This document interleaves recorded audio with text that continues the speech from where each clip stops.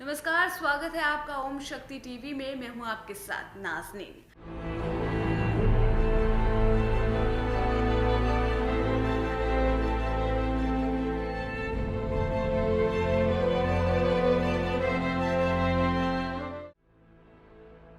भगवान शंकर का एक नाम त्रिलोचन भी है। त्रिलोचन का अर्थ होता है तीन आंखों वाला, क्योंकि एकमात्र भगवान शंकर ही ऐसे हैं जिनकी तीन आंखें हैं। पुराणों में भगवान शंकर के माथे पर एक तीसरी आंख के होने का उल्लेख है। उस आंख से वे वह सब कुछ देख सकते हैं जो आम आंखों से नहीं देखा जा सकता। जब वे तीसरी आंख को खोलते हैं तो उससे बहुत ही ज्यादा ऊर्जा निकलती है।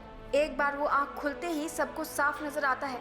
फिर वे ब्रह्मांड में झांक रहे होते हैं। ऐसी स्थिति में वो कॉस्मिक फ्रीक्वेंसी या ब्रह्मांडीय आवृत्ति से जुड़े होते हैं। तब वे कहीं भी देख सकते हैं और किसी से भी प्रत्यक्ष संपर्क स्थापित कर सकते हैं।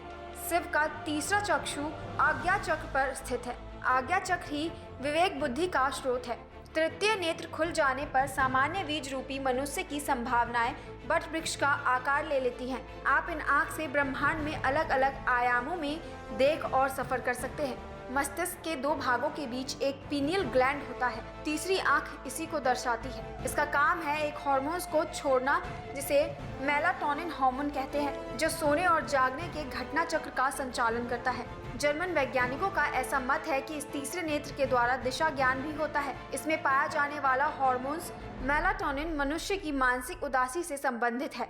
अनेकानेक मनोविकारों एवं मानसिक गुणों का संबंध यहाँ स्मृति हार्मोन्स स्त्रावों से है।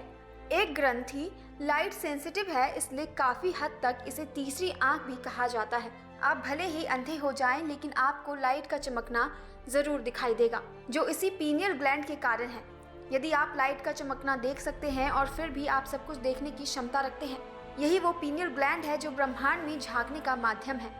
इसके जागृत हो जाने पर ही कहते हैं कि व्यक्ति के ज्ञान चक्षु खुल गए हैं, उसे निर्वात प्राप्त हो गया। वो अब प्रकृति के बंधन से मुक्त होकर सब कुछ करने के लिए स्वतंत्र है। इसके जागृत होने को ही कहते हैं कि अब व्यक्ति के पास दिव्य नेत्र है। ये पीनियल ग्लैंड लगभग आंख की तरह होता है। पीनियल ग्लैंड जीवाधारियों में पूर्व में आंख के ही आकार का था।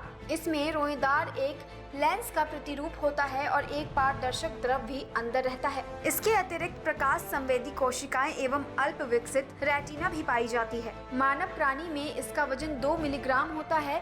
ये मेंढक की खोपड़ी में तथा छिपकलियों में चमड़ी के नीचे पाया जाता है। इन जीव जंतुओं में ये तीसरा नेत्र रंग की पहचान कर सकता है। छिपकलियों में तीसरे नेत्र से कोई फायदा नहीं, क्योंकि वो चमड़ी के नीचे ढका रहता है। आदमियों में ये ग्लैंड या ग्रंथि के रूप में परिवर्तित हो गई है। इसमें तंत्रिका कोशिकाएं पाई जाती हैं। ग्रंथि की गतिविधि गड़बड़ होने से मनुष्य जल्दी यौन विकास की दृष्टि से जल्दी परिपक्वता को प्राप्त हो जाता है। उसके जननांग तेजी से बढ़ने लगते हैं। यदि इस ग्रंथि में हार्मोन की मात्रा बढ़ जाती है तो मनुष्य में बचपना ही बना रहता है और जननांग अविकसित रहते हैं।